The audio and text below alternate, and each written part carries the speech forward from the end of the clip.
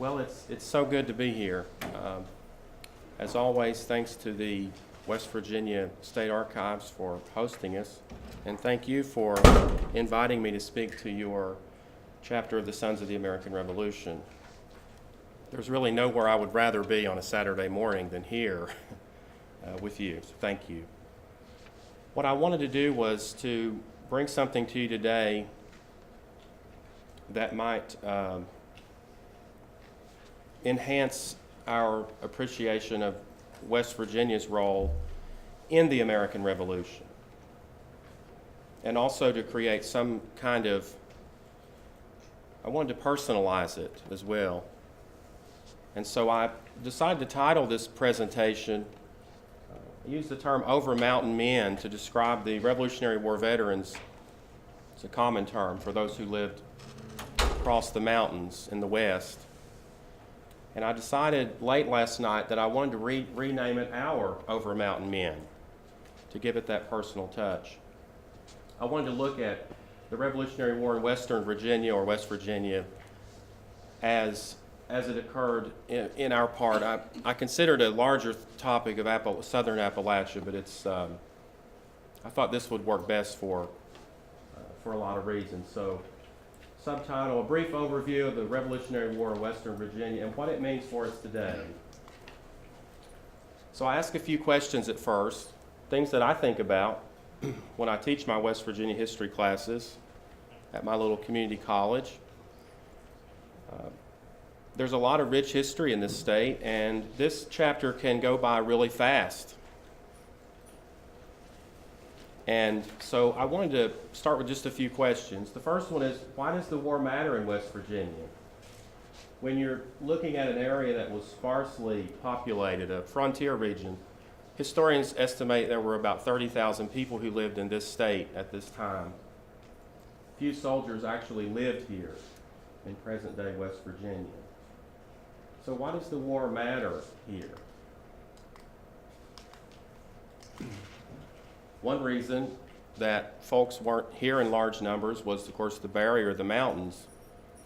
People were moving past us on a western trek, sort of going either down the Ohio River or around us and below us through the Cumberland Gap and pushing beyond. And a lot of western migration missed our state due to geography. I put an arrow on the map here to show you the area that I mostly research. And it was sort of a wasteland of there was no one there until really after 1800. So if you're a person like me who lives in that part of West Virginia, the Guyandotte 12-pole Big Sandy region, you might say, why does the war matter? No one lived here at that time, and nothing seemed to have happened there.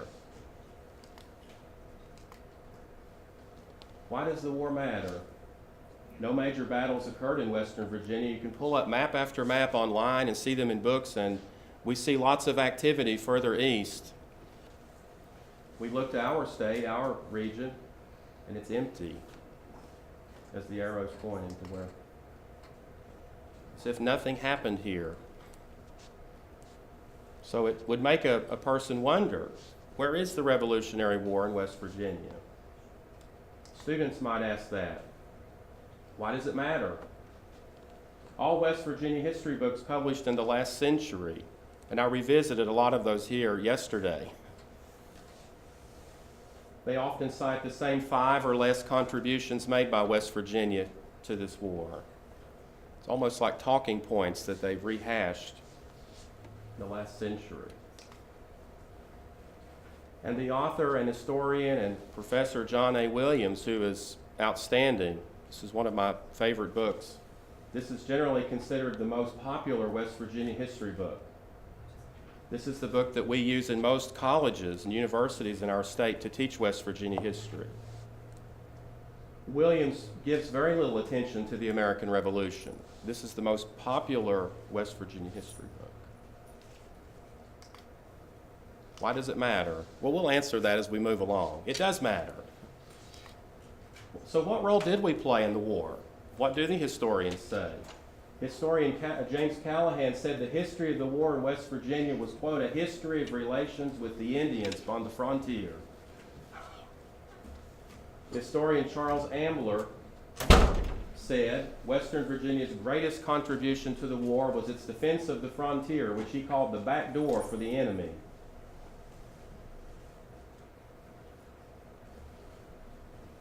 One of the things that you find in West Virginia at this time are forts, forting, the life of living in a fort. This was one of the things that historians say that we contributed in our defense of the frontier during the war, our protection of the back door for the enemy, our forting activity, which most of the historians give good attention to. They describe it as a border with no peace, a life of monotony, but in a way it's a good thing, because if it wasn't monotonous, you would likely be having conflict with Native Americans. A life of watching and waiting, where one historian said all slept with one eye open and one hand on a gun. During the war, old forts were restored and new forts were built. Meyer's History of West Virginia lists 91 forts that were built in West Virginia between the 1750s and the 1780s. There's a lot of fort history here that's very important in explaining West Virginia's role in the American Revolution. Forts provided a defensive system. They offered a military presence. They provided a network of scouts. They served as places to launch offensive campaigns, and they served as sites of government peace negotiations. You can pick up Meyer's History of West Virginia here in the library and look, and you'll see there's a whole chapter devoted to what the forts were, with some really neat little bits of history in there. You can find in other books, this is Callahan's book, you can find fort identification in his book as well, about 3 pages worth of forts that were here about the time of the war. In this presentation, I listed the ones on the Ohio River and also here on the Kanawha. There are many more listed. Some historians, like Phil Conley, go big in assessing West Virginia's role in the war. Quote, here's what he said. There are many arguments which may be presented in an effort to prove that West Virginia won the Revolutionary War.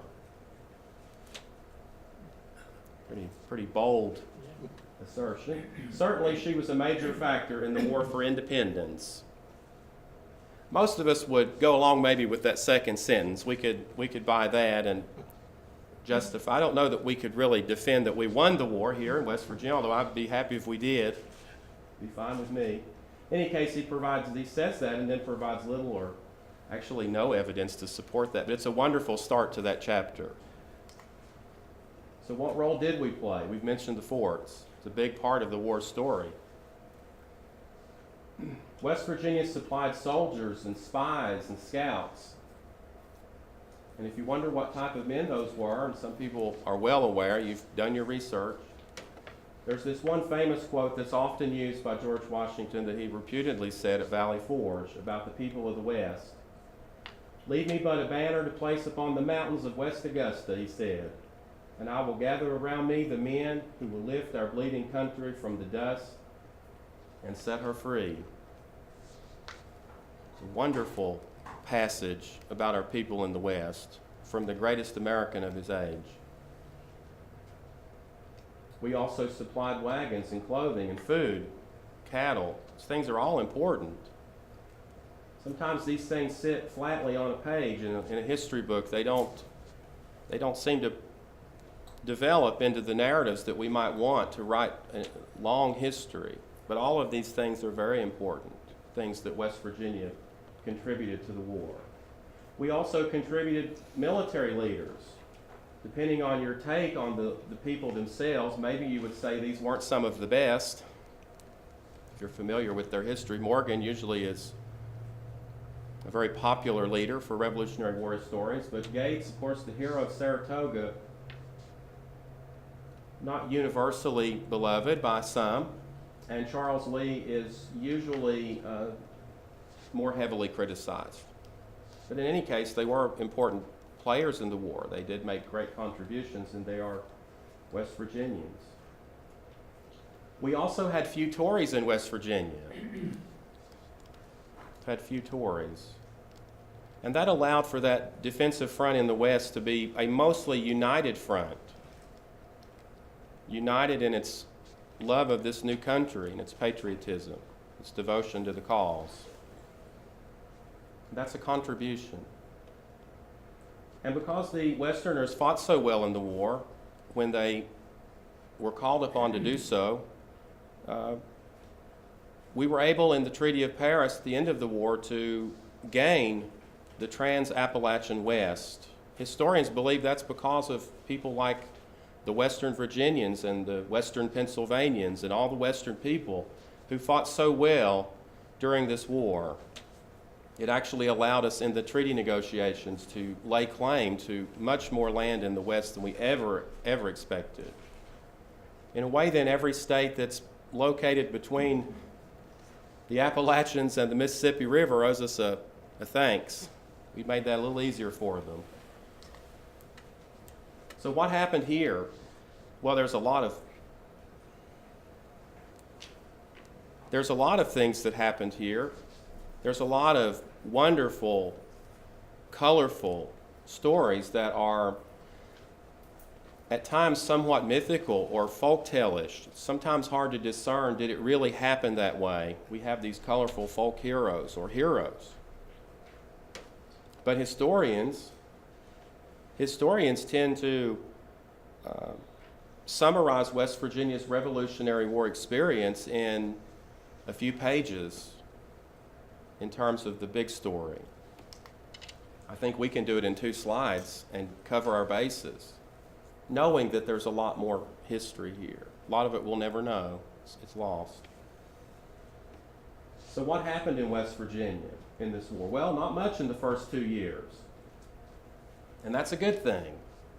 We give credit to the diplomacy of the era, the Continental Congress and the Virginia Assembly for working out good treaties with Native Americans that kept the people on the border in the West, the natives, satisfied. We had two years of the war where we didn't really have to worry about Native Americans. The best example was that Treaty of Pittsburgh in '75. This was crucial. It gave time for Westerners to build forts. It gave time for Westerners to enlist in the Continental Army and go away to fight in places like Boston. It allowed for the organization of spies and scouts.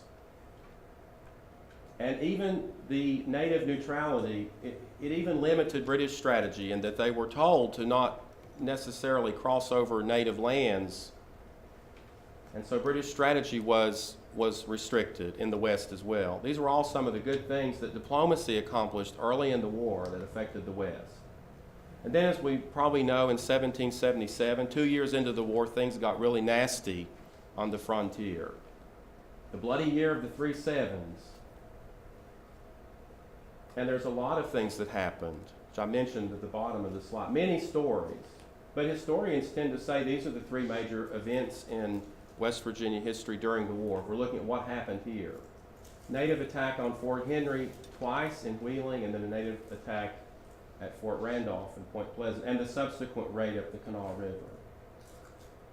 These are the 3 major things that you'll find in most of the history books that they talk the most about, aside from the colorful stories. So what did West Virginia look like during the war? This is one version of the counties. And if you did have family who lived in West Virginia during the war, these kind of maps are helpful to know which courthouse to visit. Hopefully it hasn't burned at some point in its history and you've lost the records for the old times. But these kind of maps are useful for that, but it also is just useful to understand what this part of Virginia looked like at the time, county-wise. 6 counties. Something like this in 1780. So now I want to think about the part where we we've seen what the historians tend to say generally about the war, and now I want to think about some of the people who fought in it and make that personal connection that's important. And all of us get that. We're in this type of society. You've probably made this connection to join the SAR. You've researched your family history. You've connected to those veterans. But I just want to emphasize the importance of that connection. It's something I think about a lot, and in my teaching, it's something I emphasize a lot to my students. To anyone that will listen to me in conversation when we're talking about history. And they might not quite understand why it is all so important, or why do you like that so much, or why are you spending so much time at the archives? What's over there? And these are the ways that we form these connections. We'll say a little bit about that. So sometimes, depending on where we live, we can say the war actually happened in our backyard. We can actually say that. And sometimes we can say that our ancestor or ancestors in the war lived in West Virginia during the war. And that makes it easier to connect. It's very easily done, for instance, with the Civil War era, a century or so later, a lot of history in our backyards, veterans buried nearby, easier to connect. Sometimes this war can seem a little distant for people alive today because they don't necessarily have the kind of things that you might have for the later ancestors. Our Revolutionary War ancestors probably didn't live where we do, and they probably didn't fight battles in our neighborhood. We probably don't have an image of them. We don't even know what they look like. We can just imagine and daydream. We probably don't own one single thing that they had, something they touched. It's been so long. We don't even have that important thing to a lot of Appalachian people, the idea of a home place, a place where family has played out over maybe generations, somewhere you go back to that's home, even if you don't live there anymore. We may not even know where their home place was. We may not know where the property was, be able to walk the grounds where those people were. So how do we get close to this history today? It's very important. It's something you realize, or you wouldn't be in this historical society, this Daniel Boone chapter. You know this most likely. It's still okay to think about it. It's really important to convey this to other people so they understand the importance of it if they don't already. Connecting ourselves to this history, it opens a lot of doors to understanding about life, people, and our own heritage. It's just essential. If any of you are educators, it's essential to bring that to your classroom so students always understand why it's important. Always trying to make these connections. So how do we get close to it? Well, we research our genealogy to know who's in the tree. We want the names. It's just like a working vocabulary of people. We also want to study West Virginia history because that's where we're at, and it'll help us understand their times better, what their lives were like, what was happening in West Virginia while they were alive here. We also want to research Revolutionary War history to know all we can about their lives as soldiers. And we also want to remember the home front. This is the sons, but let's not forget the women and the home front, where they often were. It's very essential. Research the war so you can put these people in their place and in their time. Research the Revolutionary War records, whatever you can find. The pension applications are wonderful. They give great detail about the person. Research courthouses and archives. In those places we find letters, and we find the vital statistics and other things that allow us to fill out the genealogy better. I love those places. I hope they have those in heaven if I make it there. That's one of my versions of heaven. Unlimited research time. I guess if enough of my ancestors are there and we know each other, I can look them up and ask them questions. That's a dream. You also research land records. Land records are one of the few types of records from these old times that we might find. And sometimes that's one of the closest ways we can connect is just to see their property. And it means so much when you see kind of really a stale record on paper, a land sale. But we're so desperate to connect and to reach these people from the past who made us, that when we can find those things, it really matters. One deed, one will, one death record, anything. Visit the places where they lived if you can determine where that was. Nothing like walking the ground and knowing that they were there. Visit the places where they fought. Those are always very emotional places to be because those are places where they could have died, maybe did, where they risked their lives for a cause. And sacred ground, whether it's marked off as a historical site or not. It means something to us, the people who descend from those that were there. Many veterans settled in West Virginia after the war, and many died here. So I'd say visit their graves if you can find them. That's a wonderful way to connect. One author, one historian, Charles Ambler, had a great quote in his book. Competent authorities assert that the bones of more Revolutionary soldiers repose in the soil of West Virginia than in any other state other than the original 13. That's a pretty big statement. I don't know that that's true, but it's very probable. I believe that could very well be true. One of those bold statements that historians used to like to make to build up pride in your state. And I love when they actually turn out to be true.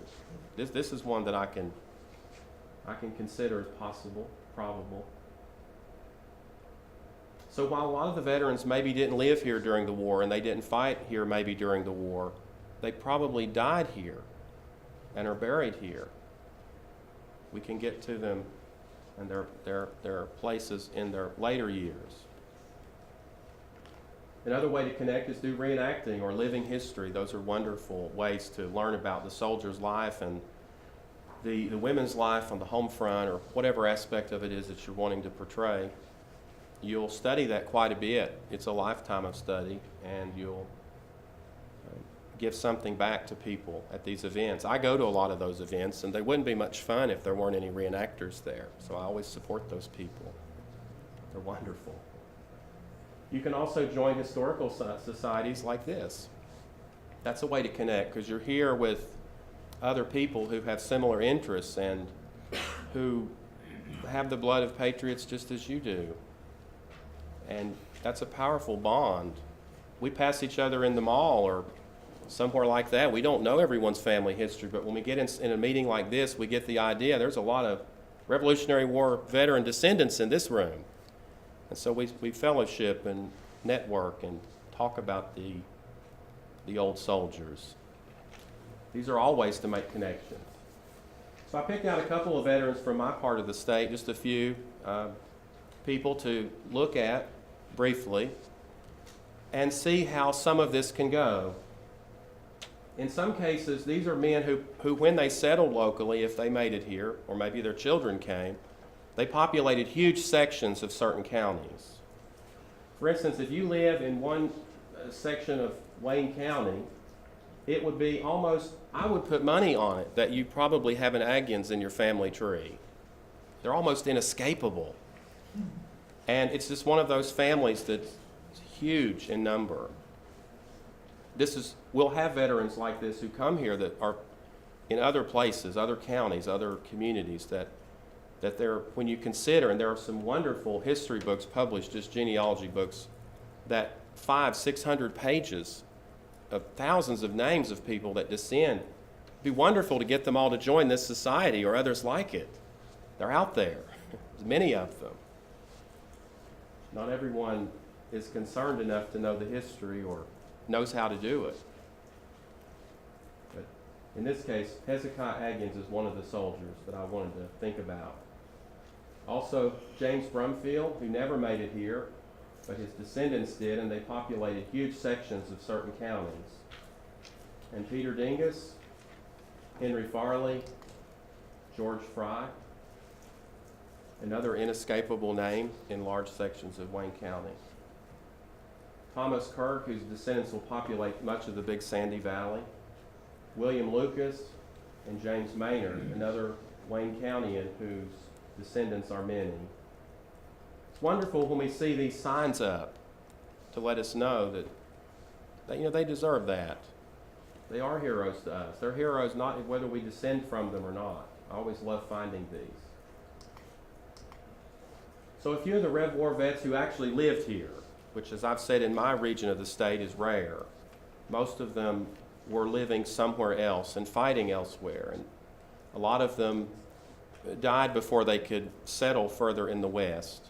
But their descendants, their children, their grandchildren came in numbers. Here's a few of the locals who made it here as older men. When you look in books here in the archives and elsewhere, you may find entries like this in those little roster books where they'll list, alphabetized maybe, published, a roster of Revolutionary War vets in West Virginia. Those are handy for researchers. And they don't usually provide huge amounts of information. The pension applications are obviously the best. But these kind of books will take excerpts from that. You've probably seen these. Sure, I'm sure you have. This is one of those genealogy books that came out in the 90s. These were very popular in the 80s and 90s. They sold out pretty fast. They linked together thousands of people, maybe a 500-page book. And this is the one on the Agginses, and Hezekiah Aggins's family was a huge piece of this book. I love the marker. I knew it was there for years, and one day I went over to Beech Fork. It's very close to Beech Fork State Park. I went over to find it, and there it was, Hezekiah Aggins's grave on the left and his wife on the right. Years ago, the Aggins book had published this image of it, and so I knew it was there since the early 90s. And my friend here on the right he's my genealogy mentor, Bill Aggins, who lives in Harts, West Virginia. And he's a descendant of these people. And so he had found it years ago, and it's just over there waiting. It's very easy to get to. Very easy. It's fun when we can go there and it's in our neighborhoods, because so much of this is elusive for us here in West Virginia. Well, I often travel to these cemeteries alone. You know, that not a lot of people want to do that. That's not their idea of a fun day. So I'm happy for the selfie stick. It allows me to, usually nobody with me.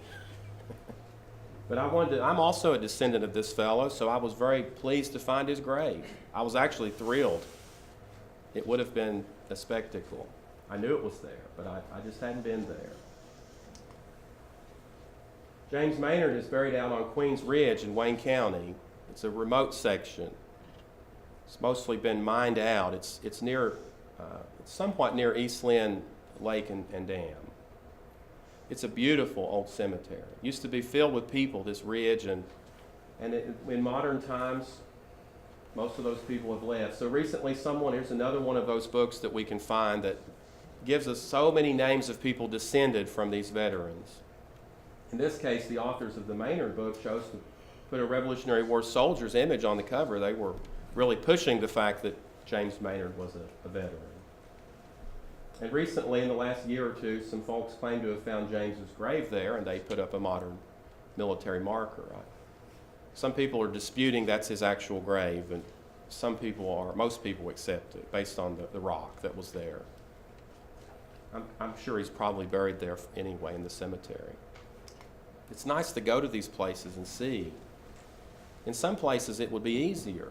Maybe if we're in Wheeling or Point Pleasant, some things where some major action occurred. But for much of our state, it's like this. You're literally chasing ghosts, and you find little pieces of things that they've left behind. In these cases, their final remains. This fellow went into Logan County as an old man, and he lived around Big Creek area near Chapmanville, and he passed away. He's buried somewhere there. So his grave is, I haven't found it yet. Now, if you're curious, and many of you have seen these, but if you're curious what a pension application looks like, the kind of information, I brought one. If you care to pass those around for me. I brought one for Lucas, so you can see his was declined. There was a lot of inconsistency in the accounts. This is not the reading that might keep you awake at night, but for folks like me and probably you as well, it's the good stuff. Tells what he did. Some of the witnesses will be people who are neighbors and people who served with him in the war, and they're people who we've already mentioned. Some of these families, as we unravel them, they intermarried back in Old Virginia and also here. So some other Logan County vets. This one I chuckled a bit over. The Baisden fellow's name had been misspelled, and I don't know where that started, but it was carried in every book that I saw yesterday. This was some of the Logan County vets that were here. This was an interesting book here to see. If we're looking at how many of these vets, I grew up when I was a boy, all the people of my grandparents' age were World War II era people. Almost all the men I knew that were my grandparents' age were veterans. And there's few of them left today. It's a sad thing. I miss those people. And I imagine for Americans growing up in these areas, there was a time when suddenly they look around and all the old Revolutionary War veterans are gone or almost gone. And you can see here, I picked out a few counties that were local. This is from the 1840 census, some of the veterans in Cabell and Logan County who were still alive, a dwindling number of people. So think about connections again. It's easier, as we've said, to connect with our Revolutionary War ancestor who lived and died here. We can go to their graves, as you've seen a few slides I did. We can visit their grave, visit the local courthouse, see records that pertain to them. But as we've said, typically it's not a local person. We can't visit their grave here in the neighborhood. So we try to connect through the children and the grandchildren of the veterans who came here. They are the ones who lived and died in our communities. They are the ones who serve as a sort of springboard into the older family history that carry us to the Revolutionary War. So you go and you find the grave of Isaac Agins, which is I live a few minutes away from his grave. I cleaned the grave.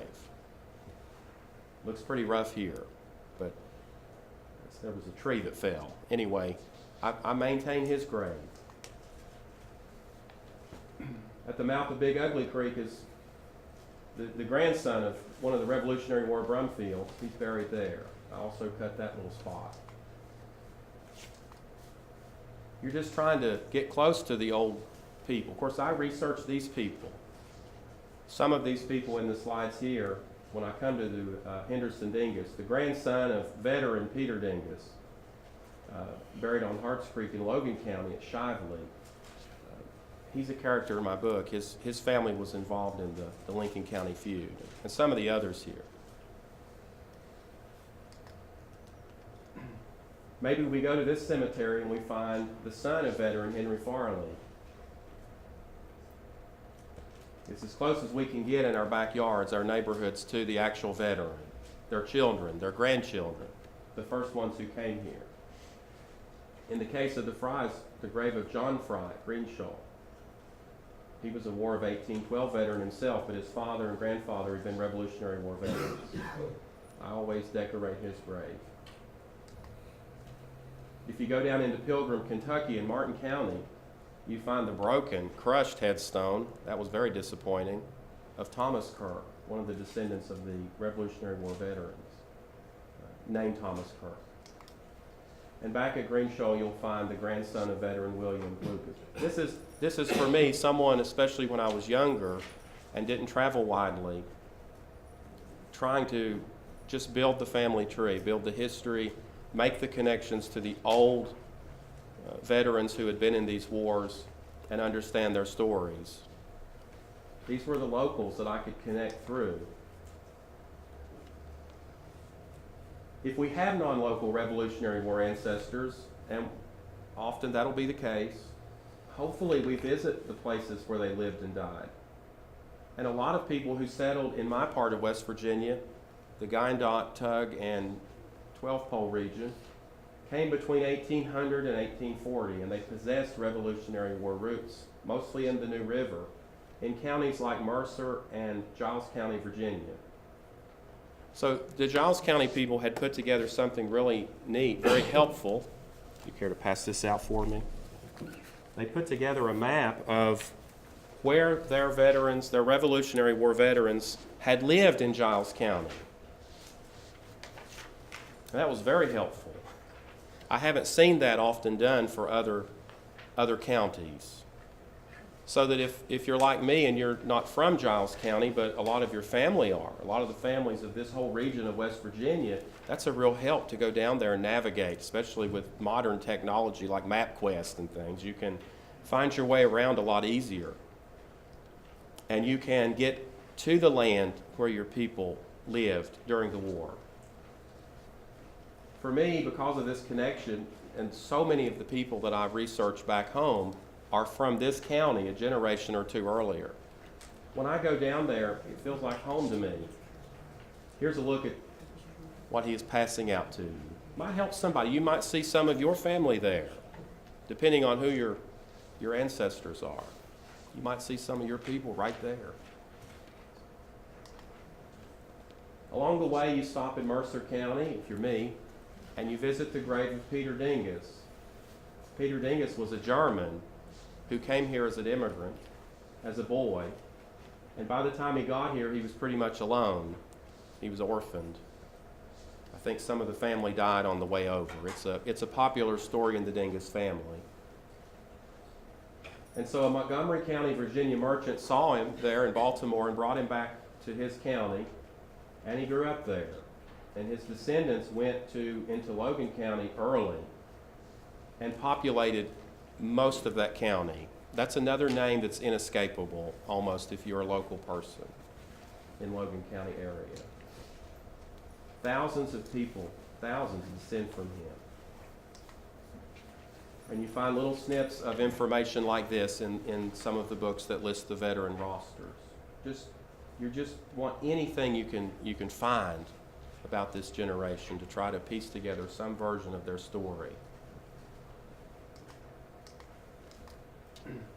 One of the members, I think, of this chapter is Odell Dingus. He is in the SAR here in West Virginia, and he descends, so I wanted to include, in case he was here today, I wanted to include him in the slide set. I think Andrew Wilson. Okay, in the hunting, okay. Well, he is a descendant, so there are some people out there from this family of the thousands who are aware of this heritage that have joined the SAR. And of course, I descend from him, was really pleased to find his grave. Barely in West Virginia when you get to this area. So if we go a little farther into Giles County, we start to find all of those people who are people who either came to West Virginia as older men or whose children did. And I find this is one of those counties that we really need, for my region of the state anyway, to piece together our Revolutionary War history. We have to be somewhat familiar with this county's history. It was created in 1806. It's a small county in terms of population. The New River flows through it and pretty well cuts it in half. You go through the community of Glen Lynn as soon as you cross the state line, and when I'm driving, it's really tough to drive through this region because it's so beautiful. I want to just sightsee. I just want to look. Really, it's just a breathtaking landscape. And my friends and I, who are also interested in these topics, we we have our ancestry down there. We often wonder, as much as we love our home, and we do, we love our local geography and our local history, sometimes we wonder, why did they ever leave the place like this? It's so beautiful. It's perfect for farming. Why did they leave? Wish we knew that there's probably a great story. You pass along the New River, and so some of this story of connecting with their ancestors is and knowing where they lived, you may become familiar with a different type of geography. I mean, for instance, my part of the state looks nothing like this in its terrain. And so it's part of filling in the color of their biography, where they lived and how it looked. So you get to the county seat, and it's not a big town. This beautiful old courthouse. And on the lawn in the front yard is this amazing monument that I often don't see at courthouses I visit in West Virginia, although I have seen it some. I like the idea of them promoting their Revolutionary War past with this monument, listing the names of their veterans. The history that the map came from, it lists 103 veterans of the Revolutionary War who lived in Giles County. It also shows that 5 forts were built in the county, and we've mentioned in this lecture today, we've mentioned the importance of the forts. All West Virginia historians write most about them in terms of contribution. So 5 forts were here in the western part of Virginia. Inside the courthouse are documents like this that absolutely make my day when I find them. So I'm touching something very old that connects me to this ancestor that's so far back. I can't even remember how many greats in some cases. I have to write it down and think about it. It's been 200 plus years. It's a small courthouse. It's a fun courthouse. Lots of old records there. It's wonderful to dig in them, and people are friendly. They're a lot like local people here. I feel right at home there. They even have similar accents that I have. It's just like home to me. A lot of you, I'm sure, have had these adventures where you go in the courthouses and lose yourself for a day or a few days, or for years, repeatedly you return. It's nothing like it if it's what you are interested in. It's hard to explain to people who don't get it, but I know this is a receptive crowd. We've all done this. So I left from Harrisburg, and I wanted to find the Brumfield ancestors. Again, they're featured prominently in the story of the Lincoln County feud as well. It's fun after you've seen these families feud in southwestern West Virginia in a certain time period to take their families back a century, and you find they were neighbors in this county. They've known each other that long. So I drive northeast to a place called Big Stony Creek, passing through Ripple Mead. It's just breathtaking geography. It's beautiful in this county. And you get to Big Stony Creek, and sure enough, it's a pretty rocky and stone-filled, perfectly named place. On this creek lived 7 Revolutionary War veterans, who many of them later came to West Virginia. The Brumfields, who settled in Lincoln, Wayne, Cabell County, and the Hatfields, who are, as far as I can tell, not the ancestors to the feuding Hatfields. These are the Hatfields who settled in Cabell County and Lincoln County later. On this stream, Hatfield's Fort was built, one of the 5 forts. If you go through here, it looks a lot like home. There's coal, and there's railroads, and there's a lot of ruin.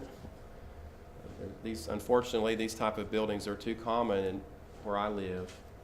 History passing by. I get a little distracted traveling. I'm looking for the Revolutionary War history, but I get a little distracted by these kind of structures. I'd like to know their history too. Past a mostly desolate creek. It's pretty sparsely populated. You go in this big field is a little Methodist church that you hope people still meet in. Not a house for miles around.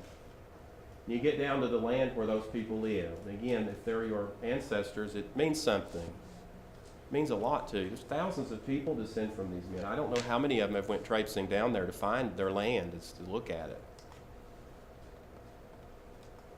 So you take that in.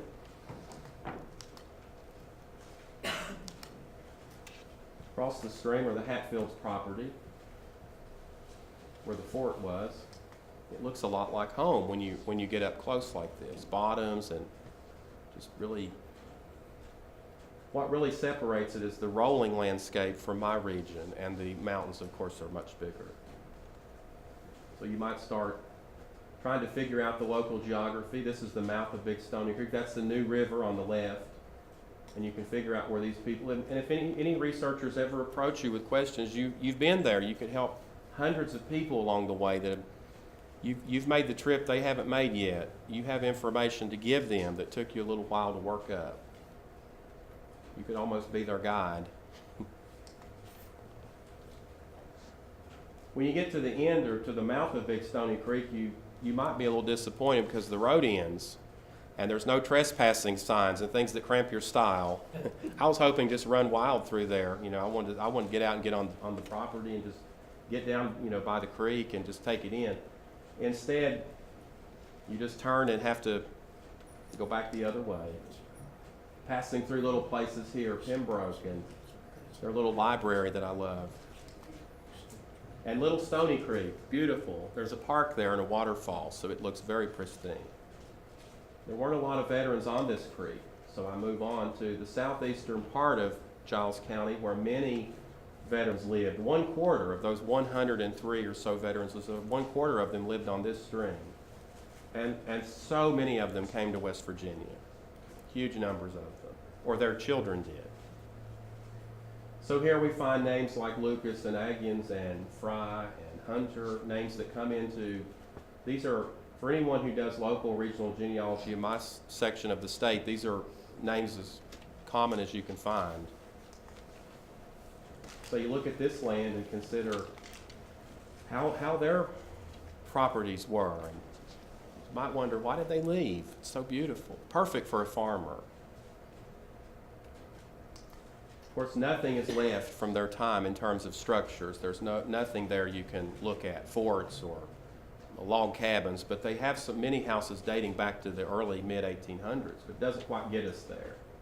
So much of the Revolutionary War research that we do it's like chasing ghosts. We can't even get our hands on a lot of things. So the documents and the land and the few bits in the books are maybe as close as we can get, and in terms of the tangibles.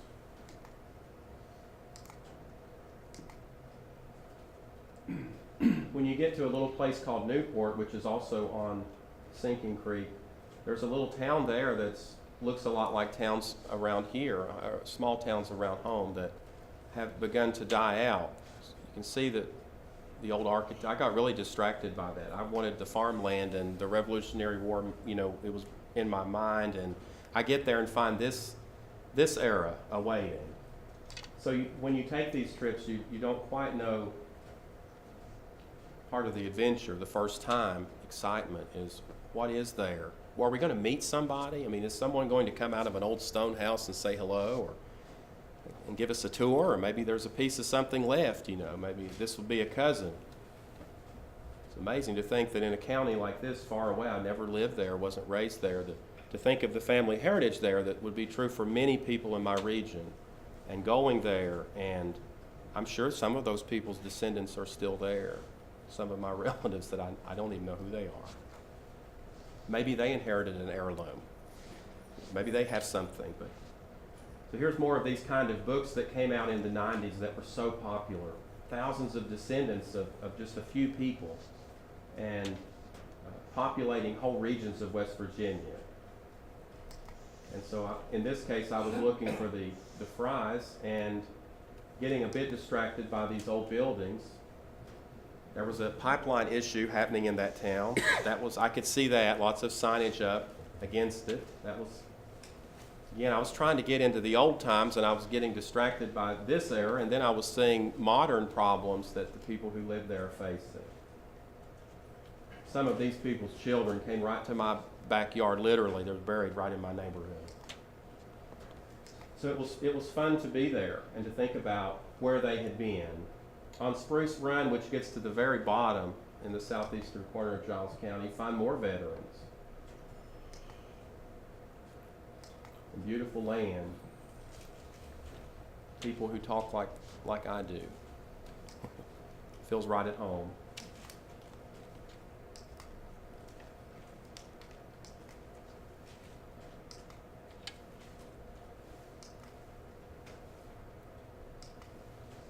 So the last slide is just something to think about as we move to other business for your, one more thing I'll hand out to you, if you don't mind, help me with one more thing. A list of one of the companies of militia that some of these men had served in. In the concluding slide, I just couldn't help but think in my studies of Appalachian history and my readings of Appalachian history and culture, the different waves of scholarship that have came from, writers,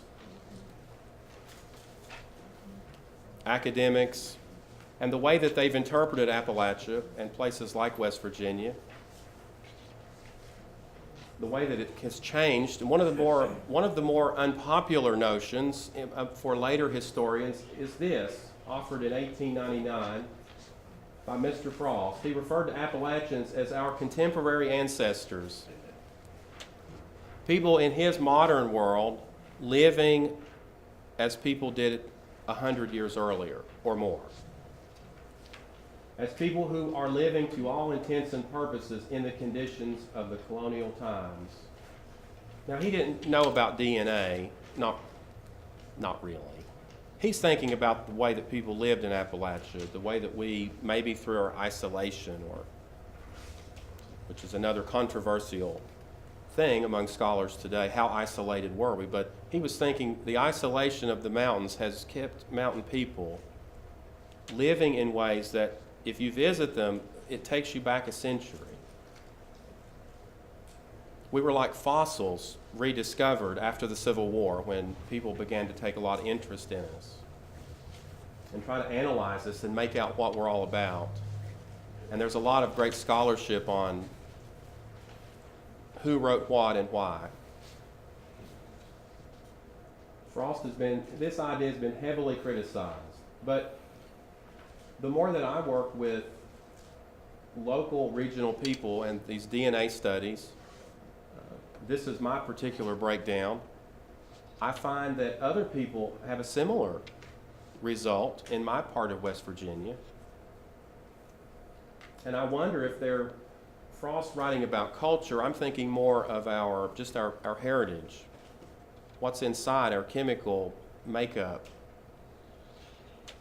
That in Appalachia, and in my part, from what I've seen, maybe he was onto something. That we are like fossils preserved in modern America, where there's so much diversity in many parts of our country. And here in the mountains, in my area particularly, we find there is diversity, but not in the sense that we find it nationally.